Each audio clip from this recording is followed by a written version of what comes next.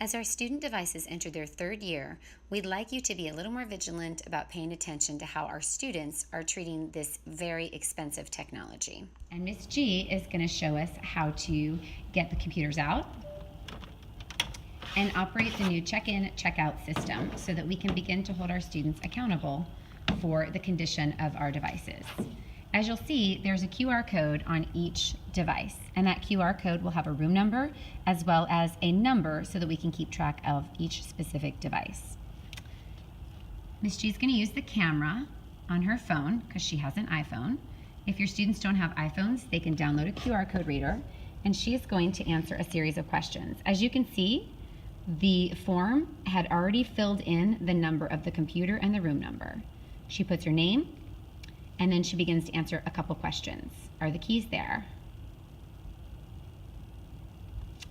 Is the screen in good shape? And is the red dot there? And when all of those are answered, she submits it, and Miss G will have a lovely spreadsheet with all of the answers to those questions on it. Here's what Miss G's spreadsheet looks like.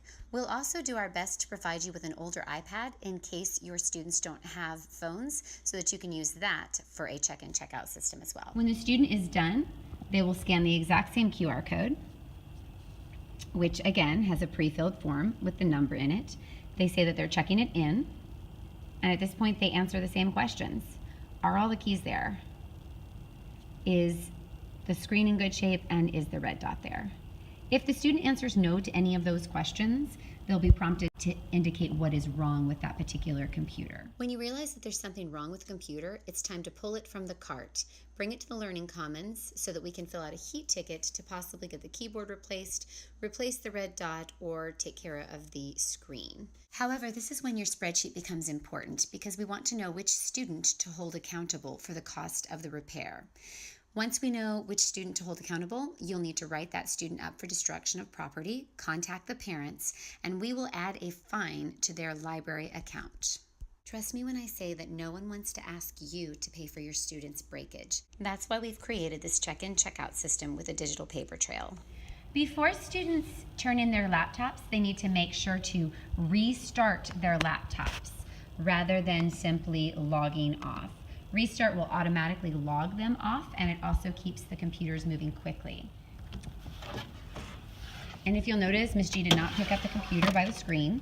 She picked it up by the side, and she's plugging it in from right to left. If your cords get messy, Ms. G is going to show you how to fix those cords. It's a very good design. You simply unclip it, fix it, pull it back to where you want, put it in the channel, and then re-clip it.